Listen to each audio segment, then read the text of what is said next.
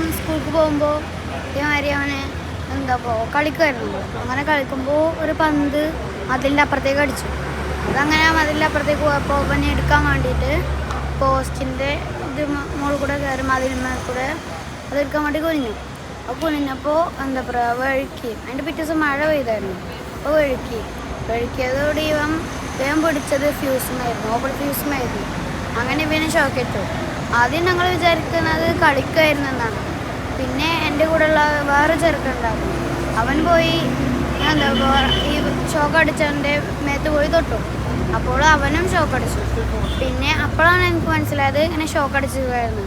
അമ്മ ഒരു സന്ദർഭത്തിൽ പറഞ്ഞെന്നായിരുന്നു, ഇങ്ങനെ ഷോക്ക് അടിക്കുകയാണെങ്കിൽ ഒരു ഉണങ്ങിയ കമ്പെടുത്ത് അടിച്ചാൽ മതിയെന്ന്. അങ്ങനെ ഞാനൊരു ഉണങ്ങിയ കമ്പെടുത്ത് അടിച്ചു. അപ്പോൾ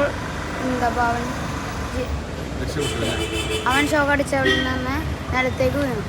പിന്നെ അങ്ങനെ ഇപ്പോഴും ജീവിച്ചിരിക്കുന്നു.